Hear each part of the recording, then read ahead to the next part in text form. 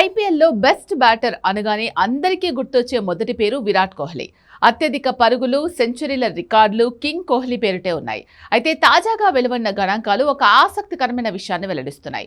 IPL 2026 season నాటికి విరాట్ కోహ్లీ కంటే KL Rahul అత్యంత నిలకడైన బ్యాటర్గా అవతరించాడు. కనీసం 50 ఇన్నింగ్స్లు ఆడిన ఆటగాళ్ల జాబితాను పరిశీలిస్తే కేఎల్ రాహుల్ బ్యాటింగ్ సగటు ఇతరుల కంటే దాదాపు 10% ఎక్కువగా ఉంది. అంతర్జాతీయ క్రికెట్లో విరాట్ కోహ్లీకి తిరుగులేని సగటు ఉన్నప్పటికీ ఐపీఎల్ విషయానికి వస్తే కేఎల్ రాహుల్ 45.67 సగటుతో అగ్రస్థానంలో కొనసాగుతున్నాడు.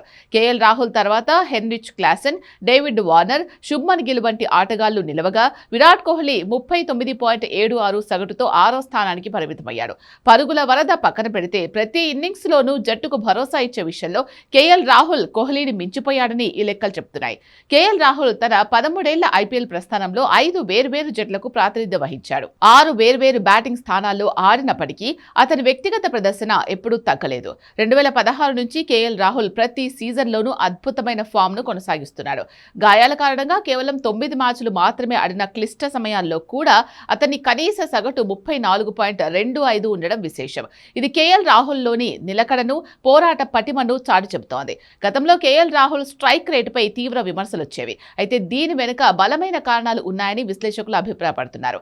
Punjab kings, Lucknow super giants జట్లలో బలమైన బ్యాటింగ్ లైనప్ లేకపోవడంతో కేఎల్ రాహుల్ యాంకర్ పాత్ర పోషించాల్సి వచ్చేది. జట్టు కుప్పకూలకుండా ఉండేందుకు నెమ్మదిగా ఆడడం కేఎల్ రాహుల్ వ్యూహంలో భాగం. కానీ ఢిల్లీ క్యాపిటల్స్ లోకి మారిన తర్వాత కేఎల్ రాహుల్ తన దూకుడు పెంచారు.